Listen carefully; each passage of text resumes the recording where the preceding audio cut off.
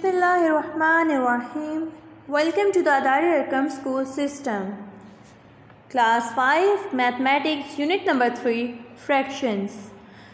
Types of fractions. Type of fraction में सबसे पहली जो हमारे पास fractions की type आती है वो है proper fraction.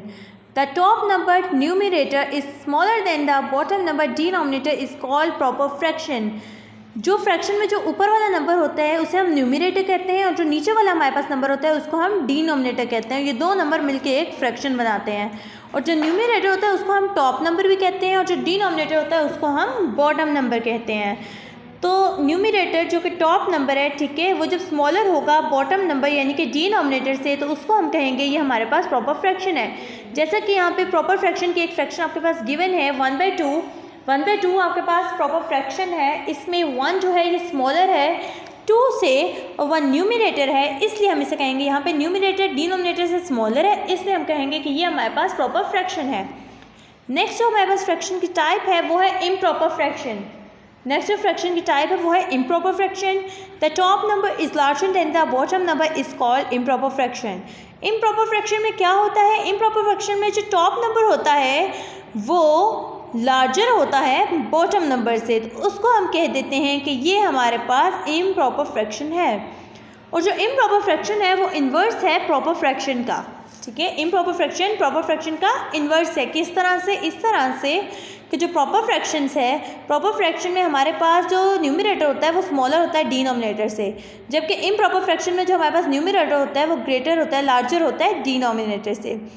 इसके बाद नेक्स्ट टाइप हमारे पास आती है मिक्स फ्रैक्शंस या mix numbers. A whole number and a fraction. एक सिंपल फ्रैक्शन जैसे कि 3/2 एक सिंपल फ्रैक्शन है, अगर इसके मिड में कोई नंबर आ जाता है तो मिड में फ्रैक्शन के मिड में जो नंबर आता है उस नंबर को हम कहते हैं कि हमारे पास होल नंबर है।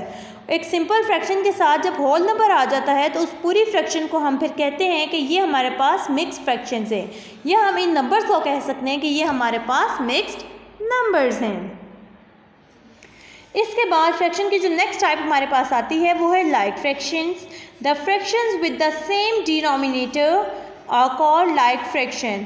अगर एक से ज़्यादा जब फ्रैक्शंस आती हैं, चाहे 2 हो या 3 हो, 3 फ्रैक्शंस है जैसा कि हमारे गिवन भी हैं, आप देख सकते हैं 1/4 है फर्स्ट फ्रैक्शन, सेकंड फ्रैक्शन 2/4 है और थर्ड फ्रैक्शन हमारे पास 3/4 है। इन तीनों फ्रैक्शंस के जो डिनोमिनेटर हैं वो सेम है।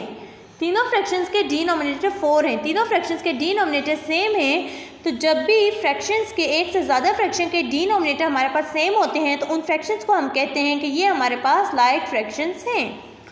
इसके बाद हमारे पास फ्रैक्शन की जो टाइप है वो है अनलाइक फ्रैक्शंस।